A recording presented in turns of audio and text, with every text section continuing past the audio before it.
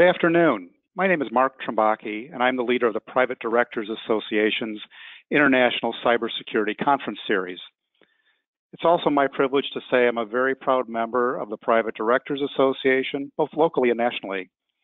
On behalf of PDA, I would like to thank Diligent as one of our key sponsors. We are both delighted and privileged to have Diligent as our partner in this Cybersecurity Series, as well as supporting other PDA initiatives. So thank you to Diligent.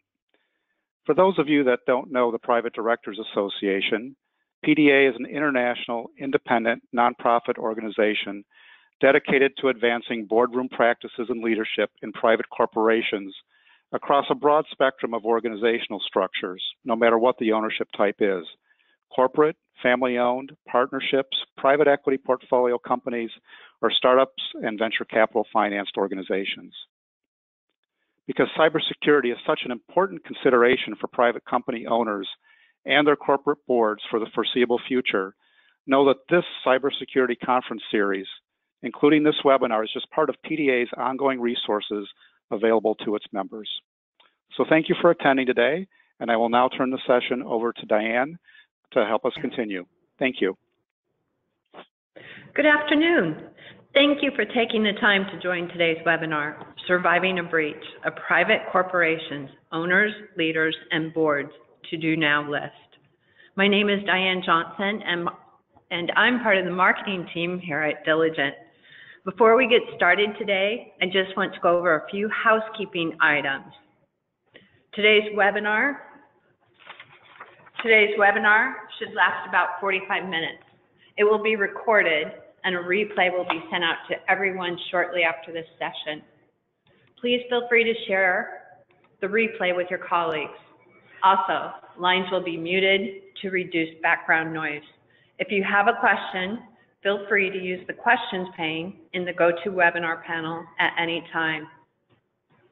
At this time, I want to turn it over to our panelists, Dottie Schindlinger, Ken Mendelson, and Jeff Welgan. Thank you so much, Diane, and good afternoon, everybody. Thank you so much for joining us for this webinar. It's my great pleasure to introduce my two panelists. I'm Dottie Schindlinger. I serve as Diligent Corporation's Governance Technology Evangelist, and I'm a Vice President of Marketing here at the company. My focus here is to provide thought leadership and a number of different written publications on this intersection between technology and good governance practices. And that's a good jumping off point for introducing my two panelists today. We're joined today by Jeff Welgan, who is a cyber expert who regularly briefs and trains senior leaders, including boards of directors, CXOs, and other senior executives on governing and managing cyber risk.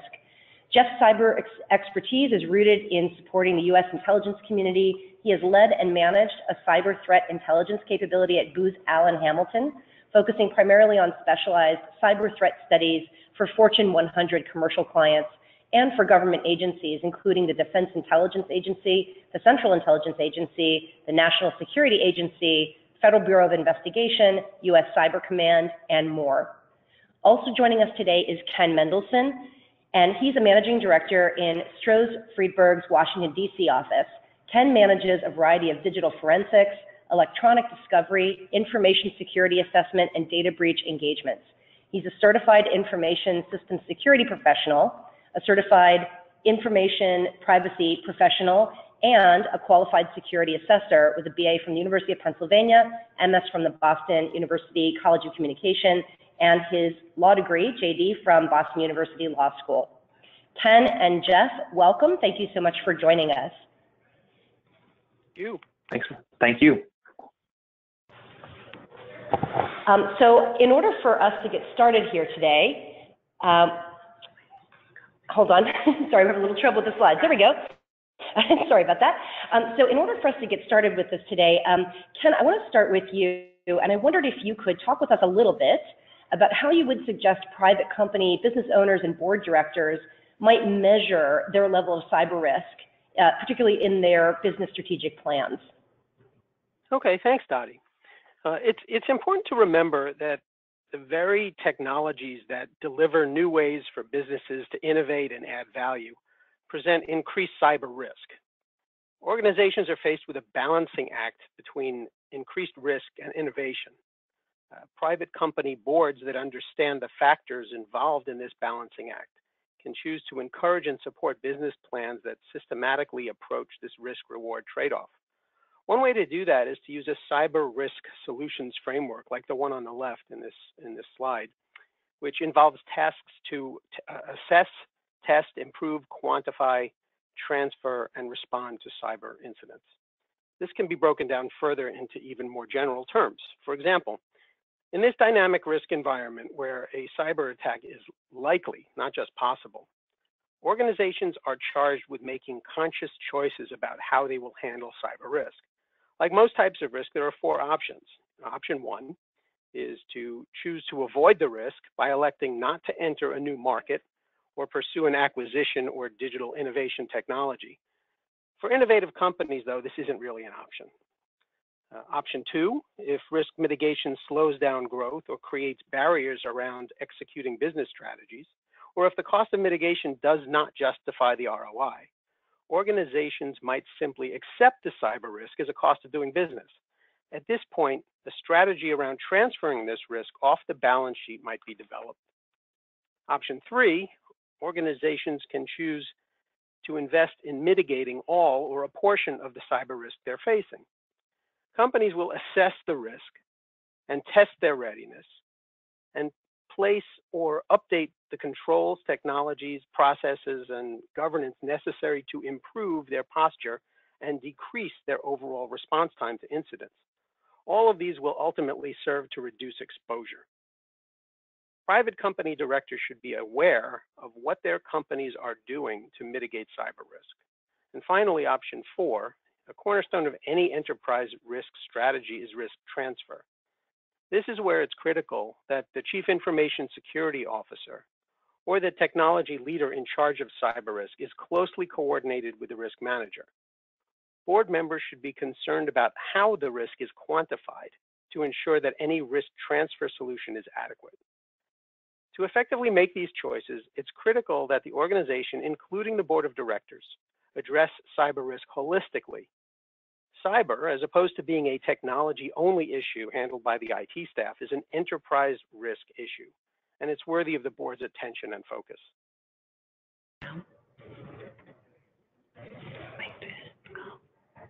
Thank you. Sorry about that. So I'm interested to know a little bit more about this graph, and this is really very interesting. So given the proportional relationship between time and financial costs, what do you think are the most important actions on a private company's board on their to-do list to keep the containment time small? Well, this slide is a depiction of a typical form of data breach known as a malware attack, where some malicious code is downloaded onto a company's network when somebody clicks on a link in an email message and then bad things happen. It shows the steps that responders take to remediate, beginning with the preservation of systems believed to be compromised, moving through forensic analysis and then malware analysis, and then scanning for other systems that are similarly effective. And when found, the process starts again. Other types of attacks may be handled differently, but this is the basic procedure. At a high level, directors should know what happens during a breach response and that it is time-consuming and very expensive. Companies that are prepared for a breach are able to deal with them more quickly than those that have not prepared. It's that basic. Directors should ensure that management is taking steps to be ready. Having an incident response plan in place before an incident is a good place to start. Directors should review these plans and be familiar with their terms before an incident. So Ken, I have a follow-up question. So in addition to ensuring that the company has an incident response plan in place and knowing what's in it, what else should the directors be concerned about? Well, this goes back to the previous slide with the hexagons. The hexagons that we refer to as the cyber risk framework, that is assess, test, improve, quantify, transfer, and respond, the one on the left there. Taking the first 3, assess, test, and improve, directors should be aware of what management is doing to prepare for a breach. Have they commissioned a readiness assessment that looks at policies, procedures, tools, training, and other resources? Has management undertaken a tabletop exercise to have its response team, which should include C-level members and possibly even board members, to work through a mock exercise? Directors should also ask what management has done regarding cybersecurity training for all employees, as it really does touch everyone. With respect to the second two hexagons in the middle there, quantify and transfer, directors should be aware of the potential losses from a financial standpoint the company would face in the event of various types of breaches, and whether and to what extent they have insurance coverage to mitigate those risks. And finally, has management retained third-party providers, or do they even have a list of qualified candidates that can assist the company with responding to a breach? Each of these things can significantly reduce the amount of time it takes to respond, and consequently reduce the overall cost of the response.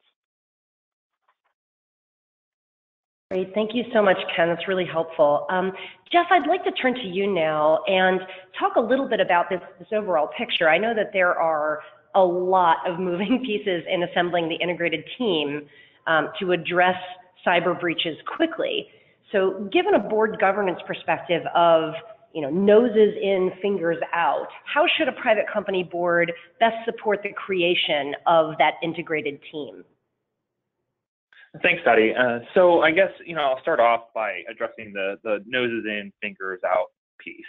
So it's true that when a board, when it comes to board roles and functions, it really should be noses in, fingers out. However, that said, when it comes to major cyber breach or incident, the board should be noses in, fingers in, and sometimes even toes in.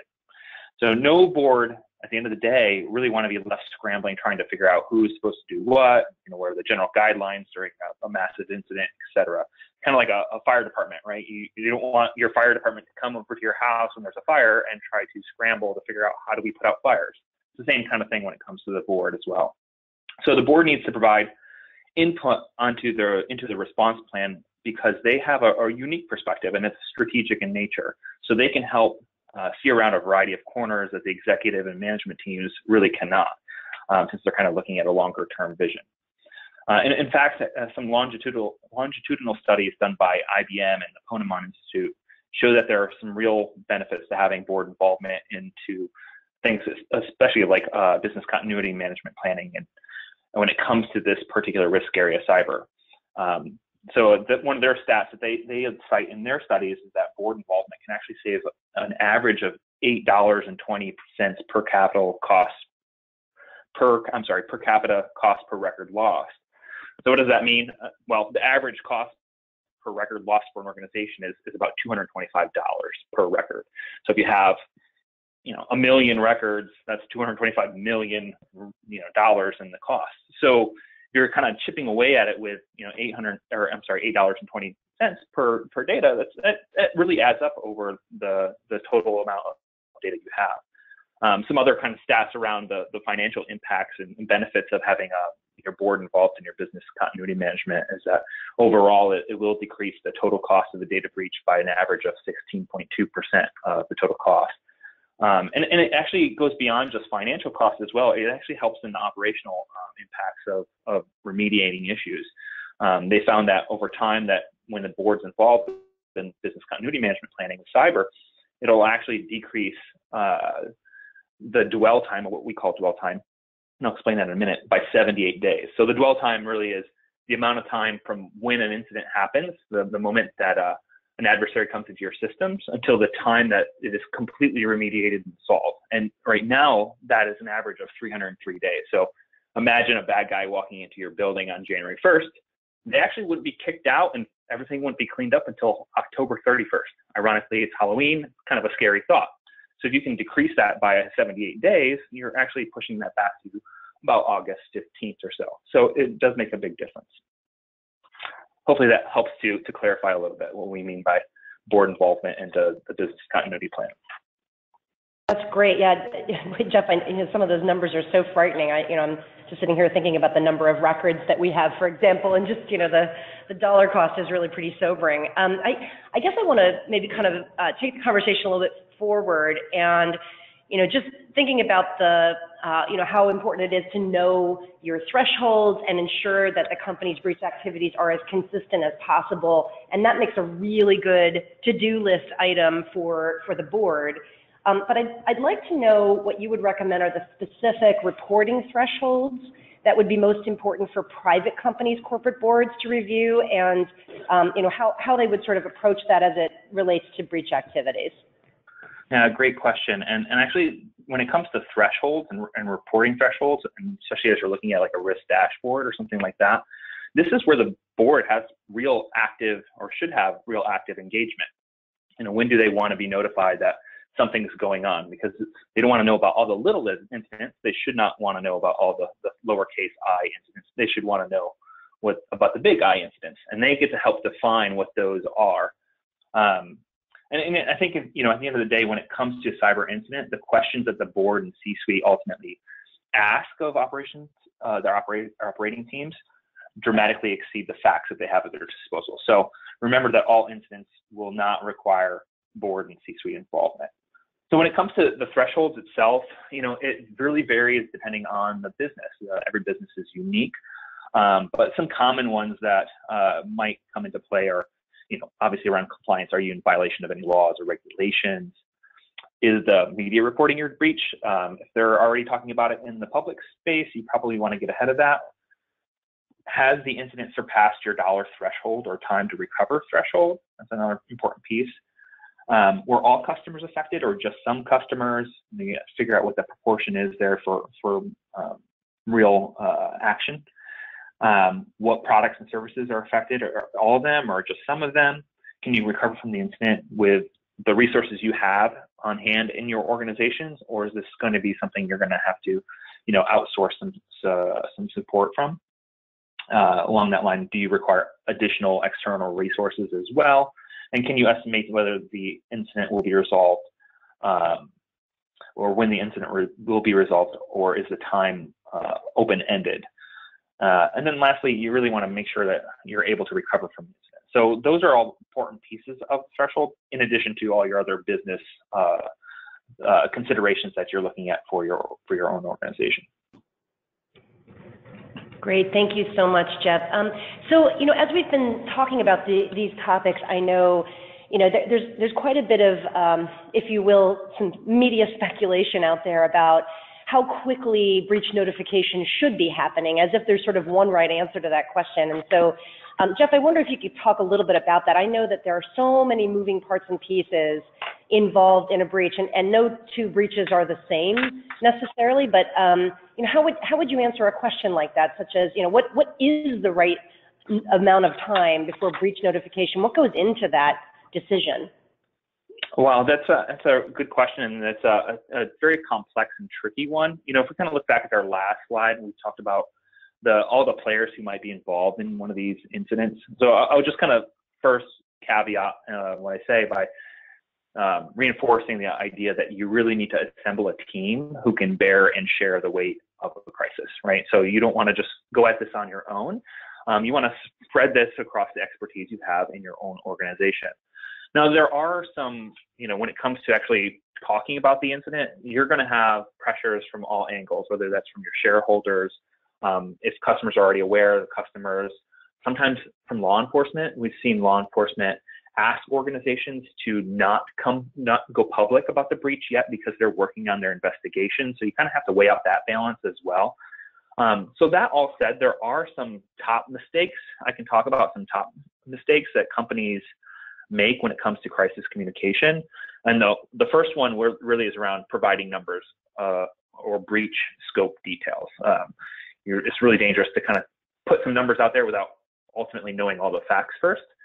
Two, publicly attributing the believed source of the attack can sometimes get you in trouble. Honestly, customers and your shareholders sometimes don't care who actually was responsible for it. They just care about the problem being fixed. Ruling out, you don't want to rule out specific data or systems that might be affected, because sometimes you think that they're not, but ultimately they are. Kind of going back to that first point. Don't ignore your media calls. You want to respond to the media inquiries.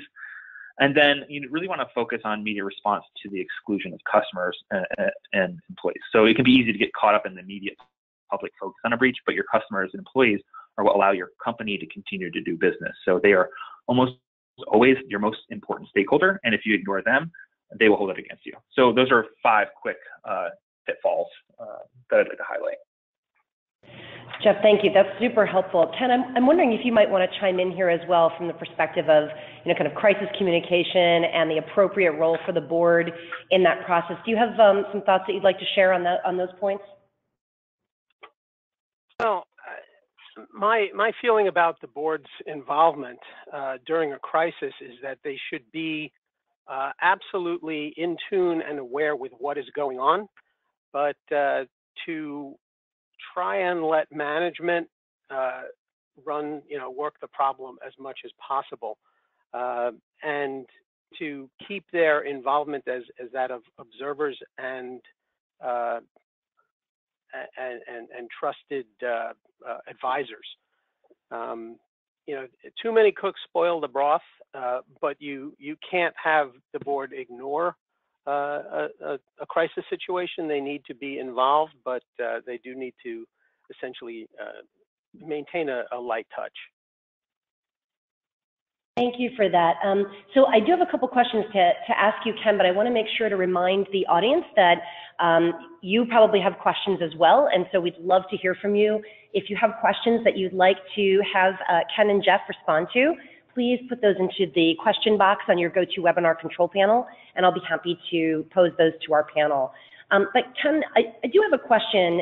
If we're thinking about data breaches, I think what most people sort of conjure in their mind is a hacker that is able to get into a company's network and steal sensitive information. And are we thinking about that too narrowly? What are some of the other kinds of data breaches that can happen? And what should private company directors be concerned about? Yeah, well, thinking about data breaches exclusively something where there's an external hacker coming in and doing bad things is definitely thinking about it a bit too narrowly. There are certainly as many different types of data breaches as there are people who do bad things. And in fact, sometimes bad just means being stupid or careless, because in addition to the outside hackers and in the disgruntled insiders who might want to do harm to their employee or its systems, sometimes systems themselves can simply be misconfigured to permit the outside world to be able to access internal resources or sensitive client data. I mean, one type of data breach that has become much more common and we're seeing a lot of is the simple reconfiguration of the security controls on cloud repositories. For example, Amazon Web Services offers a cloud storage service called S3 buckets. And that allows its customers to store very large volumes of data, basically for any purpose. And the default configuration of this service is to have strong authentication. So it is a secure service that Amazon is offering. However, some corporate AWS users have found that using S3 buckets is an easy way to share very large volumes of information with their own clients.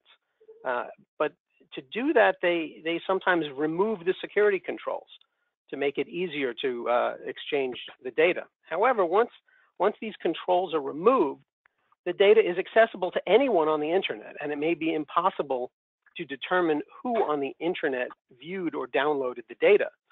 So when you're doing an investigation, it's a question of trying to prove a negative, trying to prove that something didn't happen, which is generally impossible to do.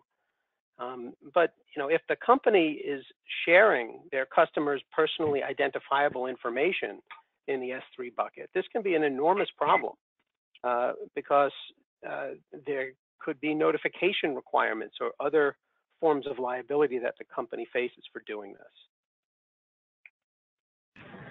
Boy, Ken, thank you for that. That's so incredibly true and helpful. I mean, there really are lots of different ways that things can go badly. And so, Jeff, I want to ask you a question because I know you and I have done some work in the past, and we've certainly talked about some research that has taken place that identifies In many cases, directors are just not really well prepared to handle cyber risk issues or cybersecurity issues, and in some cases are even, doing things like sending really sensitive information over personal email, which is, certainly not a good practice in terms of cybersecurity. And so I just wonder, maybe you can kind of boil it down to the top 3 things that a board could do right now that would help them prepare better for cyber risk.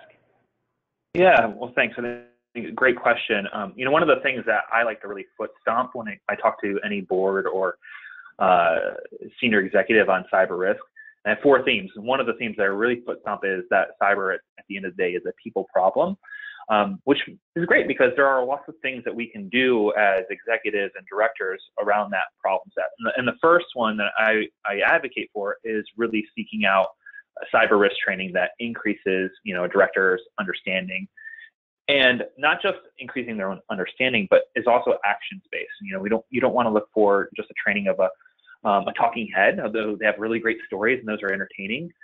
Sometimes they lack the actions that, you hear some more stories and you're left to like, okay, so what? Now I'm just scared, but what do I do? So make sure you're getting the action-based training as well.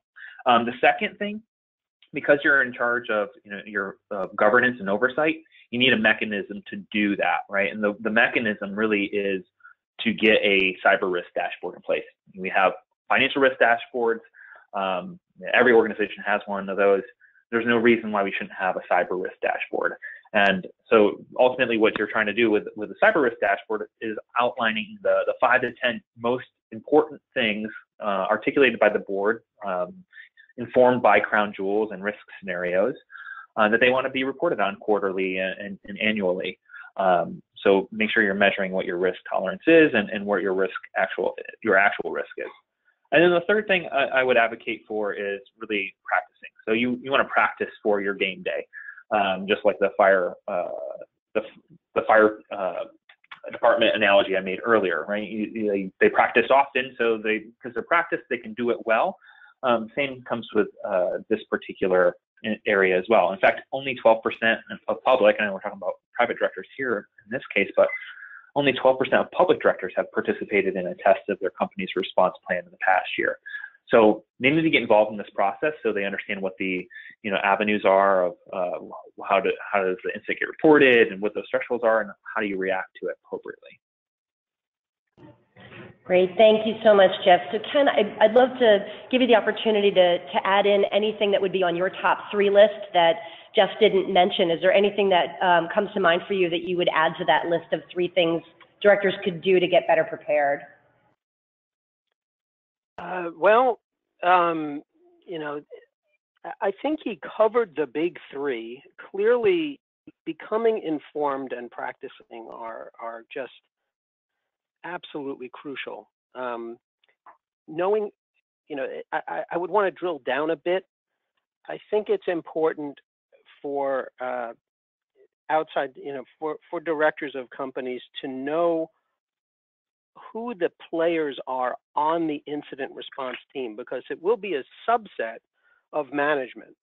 And they need to know exactly who it is that they're going to be interfacing with. And most specifically, they need to know who is going to be the individual that is responsible for carrying the message, because the company must speak with one voice. And it can't be a variety of people who are either speaking to the media or to law enforcement. It has to be a consistent message. And oftentimes individuals and companies take it upon themselves to be that voice, but if they're not the one that's been designated to do that, you can have confusion. And directors need to know who that voice is and to ensure that all communications flow through that individual. Great, thank you so much, Ken. And I wonder if I could maybe ask you to kind of continue on there and just maybe give us a little bit of guidance about, when the company's in the middle of coping with a data breach, what directors should be doing at that time. I know you had mentioned that there were, some different roles that you would recommend. And so what would you recommend the director really focus on, in the middle of a breach? Sure. Well, you have to remember that during a data breach, everyone's hair is on fire. And it's a very difficult thing to deal with because, most people have regular jobs, and they tend to be very busy. And then when a breach is occurring, the regular job gets pushed aside to some extent, and they're expected to deal with this. So now they have two full-time jobs. So the people who are responding to this are really very overtaxed. And I know Jeff mentioned early, that we were talking about this wonderful analogy of, the nose in, fingers out, and Jeff was advocating for, nose in, fingers in, body in, everything in. And I think that he and I are aligned, even though we're using the analogy in different ways, because during a breach, I think with respect to actions, directors should adopt the philosophy of nose in and fingers out, because there is so much going on, and it all has to take place quickly. And dealing with the breach is just incredibly stressful and time-consuming. And to the extent that a director can sit in on the briefings, they should absolutely do so and be as involved as they can possibly be. However, and this is my point with the fingers out, in most cases they should refrain from requesting excessive briefings that are just for the board, because time spent preparing for a board briefing is time spent away from containing the breach. So, as I said before, let management work the problem.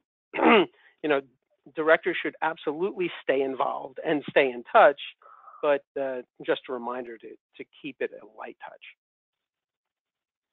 Great. Thank you so much for that, Ken. So we actually have a couple of really good questions that have come in from members of our audience. So I want to start out, Jeff, with you, kind of going back to one of the recommendations that you made about every board making sure that they're spending time going through a mock exercise, at least once a year. And the question came in, should there be any concern that a mock exercise might give bad people ideas? Is there any sort of risk there or danger there? And is it true that every private company should do a mock cyber attack, or are there some guidance, some guidelines around that where you would say maybe it's not appropriate in some cases? Sure. Well, to be clear, a mock exercise, which we refer to as a tabletop exercise, is typically something that's done in private. So the only people you may be giving bad ideas to are the ones who are in the room, who are employees of the company, who are responsible for dealing with an incident in the first instance. But the real purpose of the exercise is to go through the process of working together. In many cases, you're putting these people in the room together for the first time. They may never have actually worked on a project together. Somebody from HR dealing with somebody from marketing or corporate communications. So you're putting a group together to work through a problem that's, while it's hypothetical, it could happen. And it allows them to understand what the procedures are, who is responsible for what, and I am going to harp on this, to understand who is going to carry the message. When dealing with C-level people, it can be somewhat humbling, but it's incredibly useful and practical. So that's, thank you so much, Ken. And Jeff, we have a couple of questions I'd like to direct your way, if you don't mind. So, Jeff, the first question I want to ask you is about whether or not there might be any different triggers from a cyber risk perspective in a family firm as opposed to a different type of a private company. Any thoughts about anything that would need to be handled differently in a family firm? Yeah, so it's a good question, and we often get that when we're looking at how do you respond to cyber risk issues and breaches, whether you're private, public, or family owned. And there are some nuances in related to that, especially when it comes to reporting duties, if you're public or private. But ultimately, at the end of the day, directors are their duty is governance and oversight. So those particular duties should not change whether you're in a public company or whether you're in a private one or a family-owned, whether you're an independent director or a permanent one. So you have a role and responsibility to make sure that your organization is upholding to its good faith and loyalty to its customers. So, I think the easiest thing, whether you're on public, private, or family-owned, is really just take the necessary steps to understand, to prepare for cyber risk, and that really starts with literacy, as Ken and I are kind of harping on, and going through the right questions and holding management accountable once you understand what cyber risk is and all the things that can be put in place to manage that appropriately for your own company's unique business operations and risk tolerance levels. And as soon as you kind of have a good grasp on that, and you're keeping track of that, then you're fulfilling those obligations. And in fact, you're probably doing more than most companies are. So, I think the responsibilities, to kind of summarize there, is really the same no matter what organization you're in. Thank you so much. Ken, I wonder, do you agree with Jeff? Are they basically the same kind of responsibilities, or is there anything, kind of a nuance for family firms that you might recommend be handled differently? Well, cyber risk as it addresses both public and private companies, as well as family-owned companies, it doesn't care. A cyber attack can occur in the smallest mom and pop operation and the largest corporations in the world. So it doesn't necessarily matter what type of organization is the target. And so I don't really see a distinction with respect to what types of companies are experiencing this type of event. With family-owned firms, there is, of course, the added dynamic that you're dealing with family and not somebody you can fire if they are, doing an inadequate job.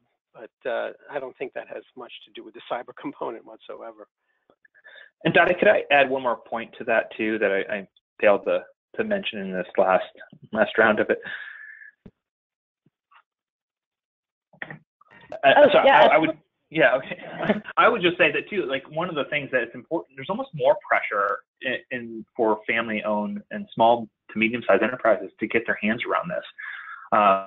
More and more SMEs are being targeted by cyber, events, incidents, breaches, and it's a lot harder for a small to medium enterprise to kind of come out of that than like the Targets of the world, right? They don't have the capital or the reputation to lean back on when it gets really tough. So I would say there's a little bit more pressure for them to lean forward on this particular risk area, so to make sure that they're not a victim, and ultimately so they don't go out of business if something like this happens, because it can quickly bankrupt you. And one of the questions you had earlier about are there other when we're talking about the hackers and stealing sensitive data, if that was too narrow of a focus, I would add to that question that small to medium-sized enterprise and other organizations are oftentimes a conduit to a larger attack. So if you're a supplier of a larger organization, maybe you're a family-owned car parts manufacturer, right? They might actually be going after the GM or the Ford of the world, and you are the avenue through which that hacker is going to get there. So you have to watch your perimeter and make sure nobody's just camping out temporarily and leveraging what you have to get to the next victim. So Jeff, your response actually perfectly cues up the last question, and I think we'll pose because we're going to be coming close to the end of our time here. But someone had asked a really good question, which was, should we not also be evaluating who we're doing business with and their cyber risk vulnerability? So basically, really having some kind of a cyber risk score that we can sort of judge the vendors that we work with or partners that we work with and how they might impact our own level of cyber risk. I'd love to hear your thoughts about that. Yeah, absolutely. The answer is yes, yes, and yes. You should be doing due diligence around who you're partnering with. So your third-party vendors and business partners, you should be asking them what their cybersecurity policies are. You should take a look at their controls. So doing a quick audit, even if it's just a policy audit, you should absolutely do. If not, if it's a more sensitive, or if they have more access to data and there's more shared information, then you probably want to go a little bit further and ask them what the results of the penetration tests are, and if they've ever had a compromise assessment. So those are things that you can do and ask them. And this applies not just in your partnerships, but even with mergers and acquisitions, right? If you are acquiring a company, you should definitely go through the process of getting some due diligence around whether or not they're compromised or they have any weak spots. We equate it to the same thing as you wouldn't buy a house without getting a home inspection. So you want to know whether there's faulty piping or electrical wiring in a house. It allows you to negotiate on that price should something need to be fixed when you're acquiring that other company. And same if you are the one being acquired, you should probably do your own home inspection to make sure that you don't have anything that you're unaware of before you kind of go into those dealings, because it can quickly become into a negotiating tactic and tool for either party. Thank you so much. And Ken, just before we begin our wrap up, were there any sort of best and final thoughts that you'd like to share with the group? Well, I would like to continue a little bit along the lines of what Jeff was just saying with respect to mergers and acquisitions. It is now, a fairly standard practice to do a cyber due diligence exercise as part of the overall due diligence. Since Target, to be sure, management has been paying much closer attention to things like this. And third-party vendor liability with respect to cyber risk has become a major issue. So that's definitely something that we are spending a lot of time doing risk assessments of organizations that are in the process of being acquired. I mean, you may recall that when Yahoo was acquired by Verizon, the purchase price decreased substantially by hundreds of millions of dollars as a result of the breach that Yahoo had experienced right around the time this acquisition was taking place. So anybody who is involved in the buying or selling of companies should be focused heavily on assessing the cyber risk of the target company. Thank you so much. Well, at this point, I'm going to just get ready to wrap up here. But first, I'd like to just take a moment and thank Ken Mendelsohn and Jeff Welgan for a really terrific session.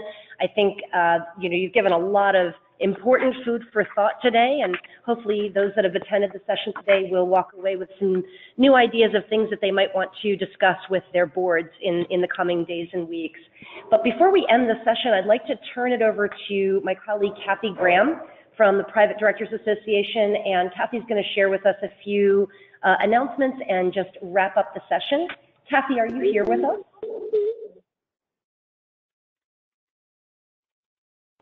Hey, oh, Dottie, I'm so sorry. I'm sorry, my apologies. It's actually Mark Trembacki who's going to be doing the final announcements and wrap up. My apologies. Mark, do you want to take it away? Yes, thanks, Dottie, and thank you for helping us navigate this topic this afternoon, and to Ken and Jeff for sharing your expertise on how to prepare for, and as importantly, respond in a breach scenario. I hope that everybody on the call can join us on November 1st for our upcoming conference, Locking the Cybersecurity Risk Door, what every private company board member should do.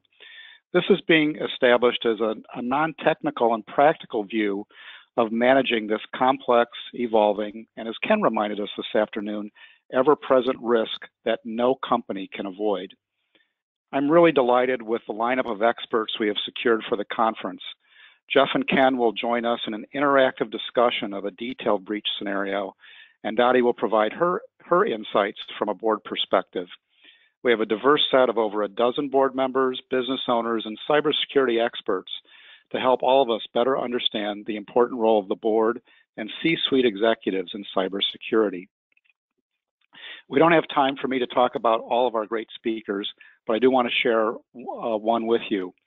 We will also be joined on November 1st by a 20-year veteran of the FBI. Jim Traynor was the highest-ranking cyber expert at the FBI before he joined Aon last fall. In his last role with the FBI, Jim led the team that developed and implemented the FBI's national strategy to combat cyber crime. It's going to be a terrific afternoon, so I hope you can all join us. And if you can't participate in person, you may watch via live streaming of the event. If you want to go to privatedirectorsassociation.org, you will see where to sign up. Diane, back to you to close out today's webinar. I want to thank you for joining us today and just give you a quick reminder that a replay of this webinar will be sent out shortly.